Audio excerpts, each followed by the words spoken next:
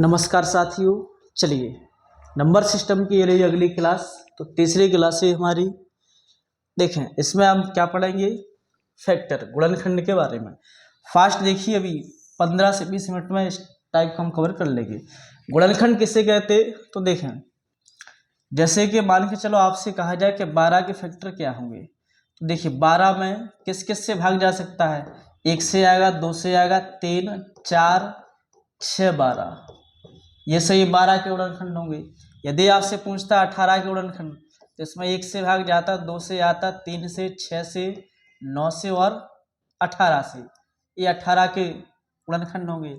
इसके बाद देखिए यदि आपसे पूछता है कि 20 के गुणनखंड, 1 से भाग जाता, 2 से आता, 4 से, 5 से, 10 से और 20 से, ये इसके गुणनखंड होंगे। यदि गुणज की बात करें, गुणज जैसे कि 12 के गुणज, तो 12, 24, 36, 48 इत्यादि। यदि आपसे पूछता 18 के गुणज, तो 18, 36, 54 इत्यादि, ये 18 के गुणज होंगे। तो देखिए बात की जाए गुणज की, तो गुणज तो अनंत होंगे, गुणज अनंत होंगे। और गुणनखंड की बात की जाए तो ये कुछ लिमिटेड होंगे, सीमित होंगे। गुणनखंड किसी संख्या के सीमित होंगे। दुनिया में जिसकी संख्या कम है वही सबसे ज़्यादा भाव खाती है। तो गुणनखंड लिमिटेड है, कम है, तो इस पर ही सबसे ज़्यादा प्रश्न बनेंगे। तो ध्यान लगाइए। तो फैक्टर को हम अच्छे तरीके से अब समझते हैं। देखें तो फर्स्ट क्वेश्चन आप समझें। देखो इसमें सवाल आपसे पूछा जाएगा, छोटा सा क्वेश्चन प्रैक्टिकली देखें आप। यदि आपसे पूछता कि 12 के कुल गुणनखंड, 12 के कुल गुणनखंड बताइए क्या है। अभी हमने देखा था, देखें तो सबसे पहले जो संख्या दी 12 को सरल कीजिए। तो 12 में 2 से भाग देंगे, 6 बार जाता, 2 से आता ये 3 बार, और ये 3 से आता 1 बार। यानी कि इसको लिख सकते हैं 2 की पावर 2 और 3 की पावर 1। कहो हाँ या ना। तो संख्या निकालने के लिए टोटल फैक्टर, टोटल फैक्टर, इसके लिए आप पावर में एक एक प्लस करके गुणा कर दो। तो 2 है तो 2 में प्लस किया, और 1 में प्लस 1, तो कितना आ जाता, 2 और 1 3, और यहाँ आ जाता 2, 3 दूनी 6। तो कितने गुणनखंड होंगे, 6। छोटी सी संख्या है, 6 कौन कौन से गुणनखंड होंगे। एक तो 1 से भाग जाएगा, 2 से आएगा, 3 से आएगा, 4 से, 6 से और 12 से, ये इसके 6 गुणनखंड होंगे। इसमें देखिए एक स्टार लगा के चाहो तो आप लिख सकते हो, जब भी आपके लिए संख्या दी हो इस प्रकार a गुणा b गुणा c, और इनकी पावर आ जाए p q r, तो इसमें गुणनखंडों की संख्या। तो टोटल फैक्टर आपसे पूछ ले, तो टोटल फैक्टर क्या होंगे, इसकी पावर में एक एक प्लस करना है। तो p + 1 और एक q + 1, और यह आता r + 1, r + 1, इस तरीके से आ जाता है।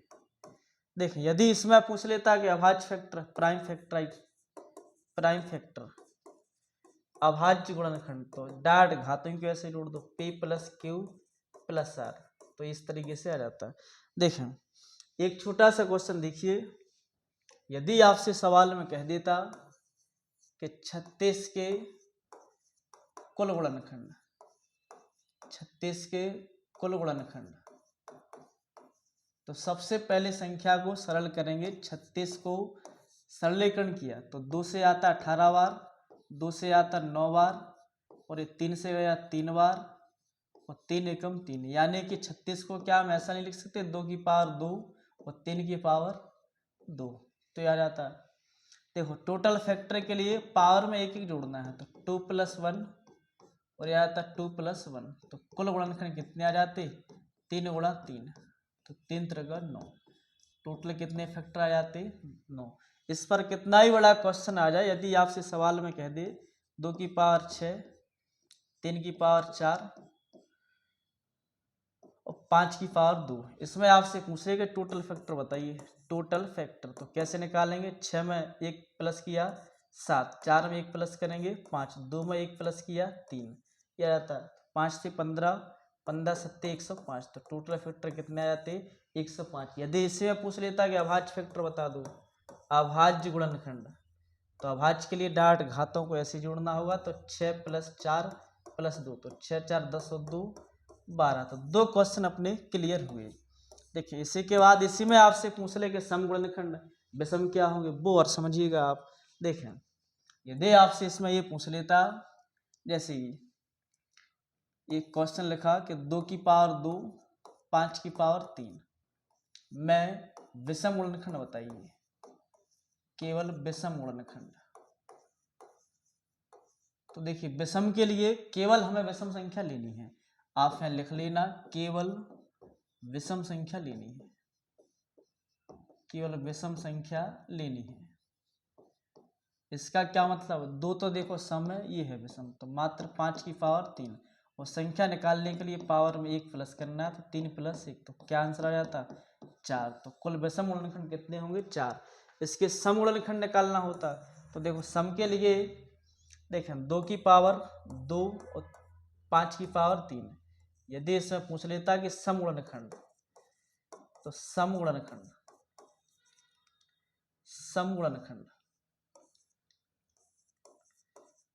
देखें इसके लिए सम संख्या का होना उसमें बहुत जरूरी है।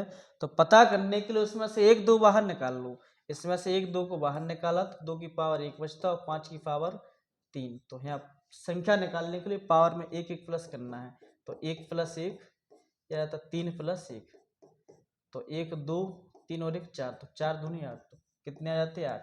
इसके देखिए 8 समगुणनखंड और 4 इसके विषम, टोटल कितने आते 8 4 12। और नहीं तो आप निकाल के चेक कर लो इसमें। इसी सवाल में यदि आपसे कह देता कि 2 की पावर 2 और 5 की पावर 3 में टोटल फैक्टर बताइए, तो पावर में 1 1 प्लस करना, तो 2 + 1 3 आ जाता, 3 + 1 तो 4 3 12। इस तरीके से आप चेक कर सकते हो। देखो और सवाल देखिएगा आप, यदि आपसे इसमें कह देता कि 2 की पावर 5 3 की पावर 4 और 7 की पावर 2 में आप, तो हमें टोटल फैक्टर बताइए।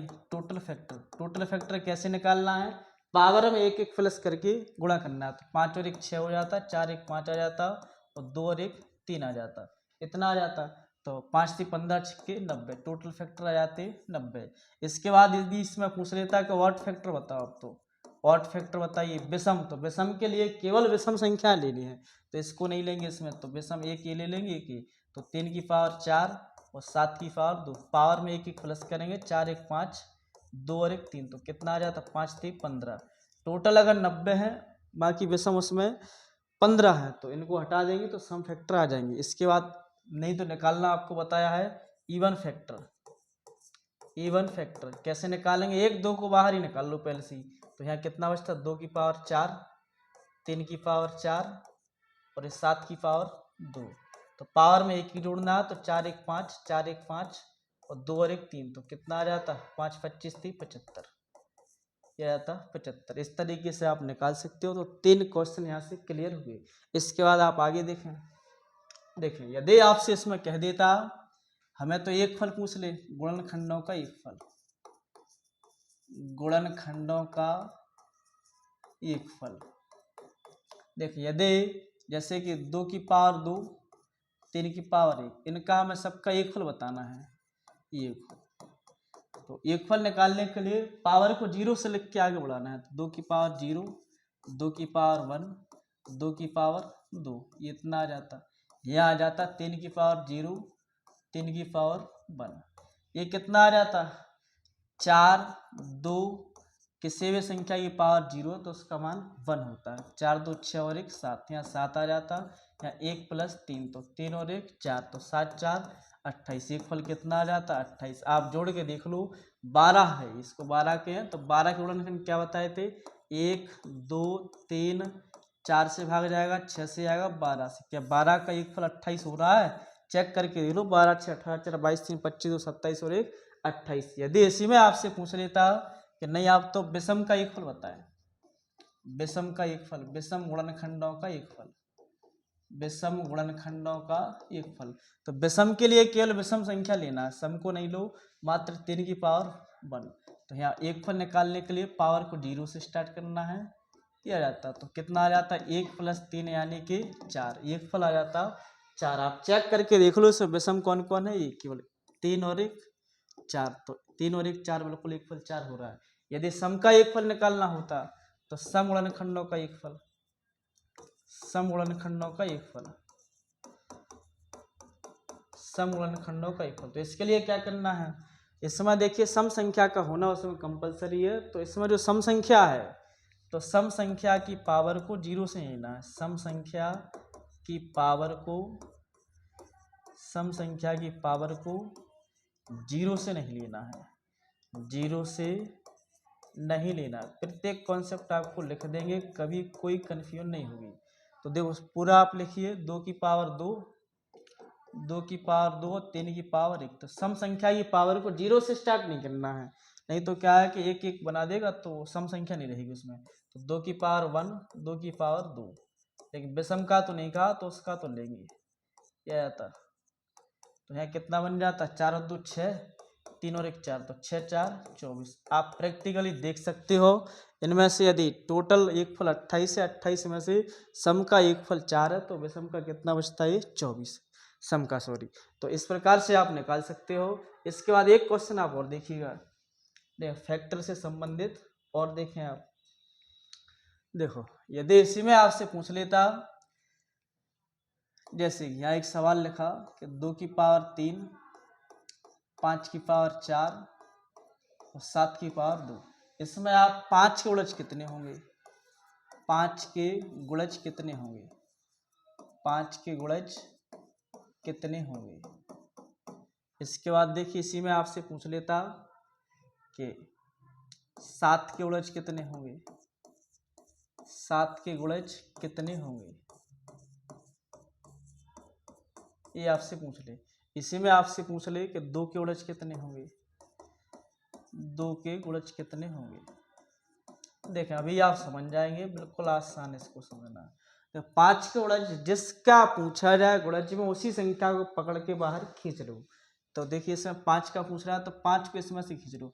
5 अगर खींच लेंगे तो यहाँ 2 की पावर 3 बचता, 1 5 बाहर आ गया तो अब कितना बचता, 5 की पावर 3, और यहाँ कितना बचता, 7 की पावर 2।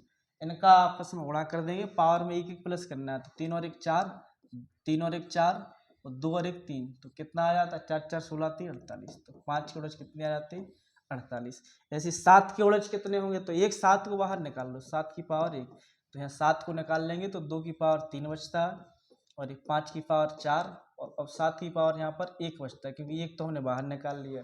तो पावर में 1 1 ऐड करके गुणा कर दो तो 3 और 1 4 आ जाता, 4 1 5 आ जाता और 1 और 1 2, तो 5 दूनी 10, 10 4 40, तो कितने आ जाते, 40।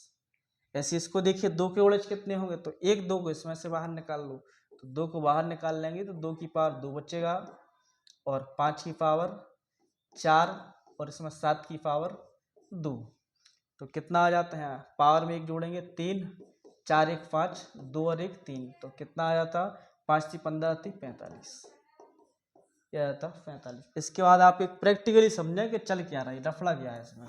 देखो हो सकता है कुछ लोगों को ना समझ में। यदि आपसे पूछ लेता, देखो 36 है, 36 के टोटल गुणनखंड आप देखिए, देखो इसमें 1 से भाग जाएगा, 2 से आएगा, 3 से आएगा, 4 से आएगा, 6 से आएगा, 9 से आएगा, 12 से आएगा, 18 से आएगा और 36 से आएगा। चेक कर लो क्या सही है। 36 को हम ऐसे नहीं लिख सकते, 2 की पावर 2 और 3 की पावर 2, 4 9 36, ऐसे आया था। टोटल फैक्टर निकालेंगे, टोटल फैक्टर, तो इसमें 1 जोड़ा 3 3, तो 3 तरह का कितना आ जाता, 9। क्या 9 है, 3 और 3 6 3 9, बिल्कुल राइट, 9 फैक्टर हैं। यदि इसी में आपसे ये पूछ लेता कि 3 के गुणज बताइए, 3 के गुणज, 3 के गुणज, तो चेक करके देख लो, जिसका पूछा जाए उसी को पकड़ के बाहर खींच दो। तो 2 की पावर 2 और 3 की पावर 2 था, इसमें से एक 3 को बाहर निकालना है, 3 की पावर 1, तो अंदर बचता 2 की पावर 2 और 3 की पावर 1, ऐसे बच जाता। संख्या निकालने के लिए पावर में 1 1 प्लस कर दो तो कितना आ जाता, 3 और यह आता 2, 3 दूनी 6, तो 3 के गुणज कितने होंगे, 6। 6 कौन कौन से होंगे, एक तो देखिए 3, 1 2 3 और ये 4 5 6, ये सब 3 के गुणज होंगे। इस तरीके से आप निकाल सकते हो। एक प्रश्न इस टाइप का बनता है। इसके बाद देखिए अगला प्रश्न इसी में, देखिए यदि आपसे इसमें कह दे, देखिए यदि इसमें आपसे पूछ ले गुणनखंडों का गुणनफल, गुणनखंडों का गुणनफल, गुणनफल तो कैसे निकालेंगे। तो इसमें जो भी संख्या दी संख्या की पावर कुल गुणनखंड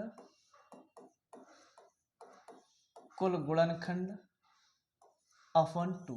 ये रिजल्ट आप लगा दीजिए, आंसर आ जाएगा।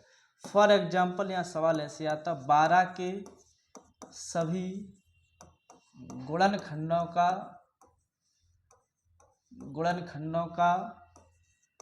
गुणनफल क्या होगा,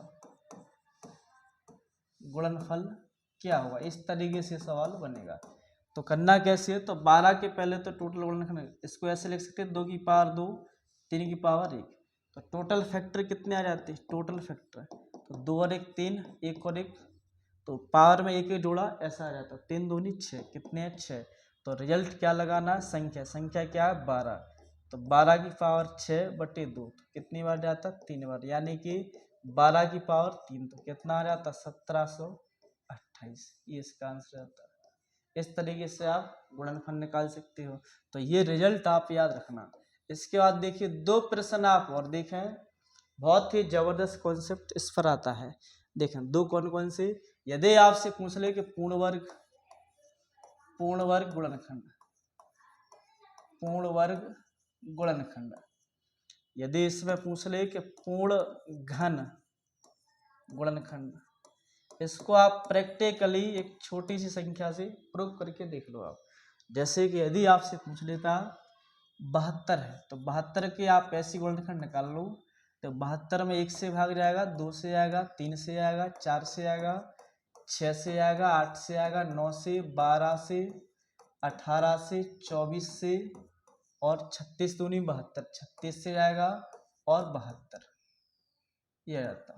इसको आप चेक कर लो, कहीं हो सकता है यह संख्या छूट गई हो। चेक कैसे करेंगे, 72 को लिख सकते हैं 8 गुणा 9, 8 को लिख सकते हैं 2 की पावर 3 और 3 की पावर 2, ऐसा लिख सकते हैं। तो देखें टोटल फैक्टर कितने आ जाते हैं, तो पावर में 1 1 जोड़ के गुणा करना है, तो 3 और 1 4 और 2 और 1 3, तो कितने आ जाते हैं 4 3 12, तो क्या 12 लिखेंगे, 3 और 3 6, 6 3 9, 9 3 12, बिल्कुल राइट है।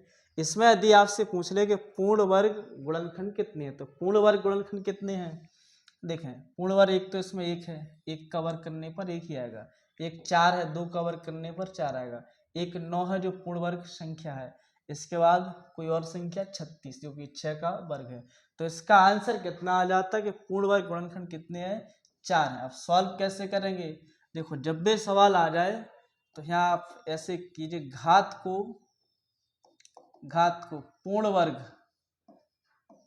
वर्ग के रूप में लिखकर सॉल्व करना है। घात को पूर्ण वर्ग के रूप में लिखना है, पूर्ण वर्ग के रूप में लिखना है।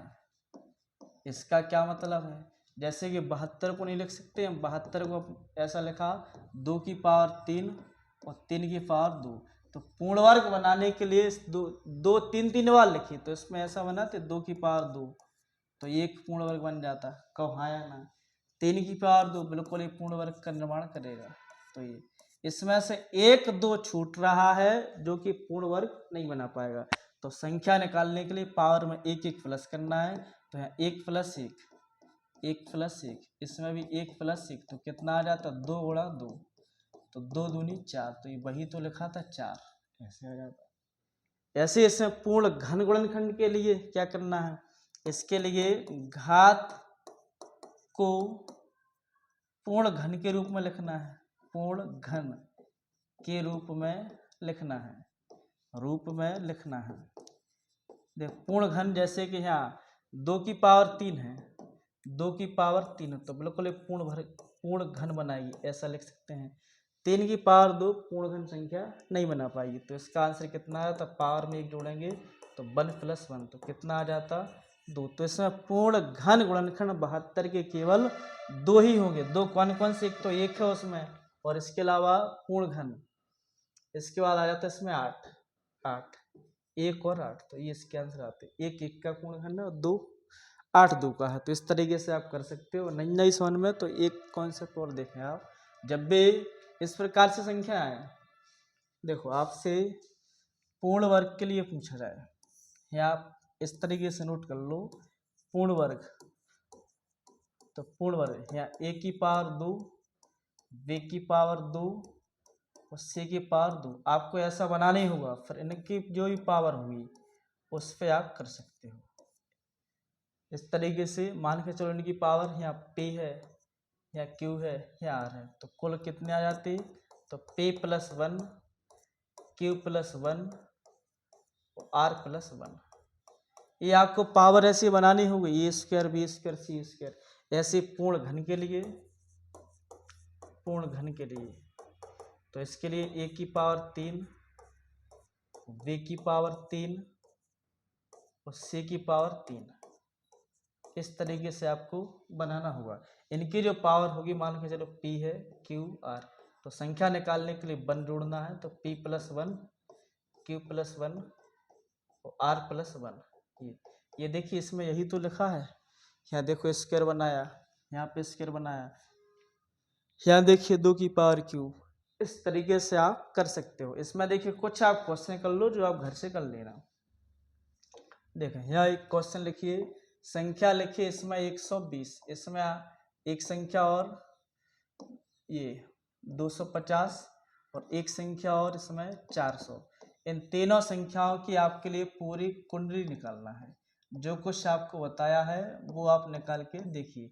3-3 4-4 आप रुक कर वीडियो को देखें, प्रैक्टिकली छोटी संख्या लेके उसको आप समझिएगा तो बिल्कुल आपसे ये सवाल बनेंगे। तो धीरे धीरे कॉन्सेप्ट को आगे बढ़ाते चलेंगे तो घर बैठ के आराम से बिल्कुल आपकी बेसिक से ही मैथ्स आपकी कंप्लीट हो जाएगी। तो इसी के साथ मिलते हैं नेक्स्ट क्लास में। जय हिंद, जय भारत।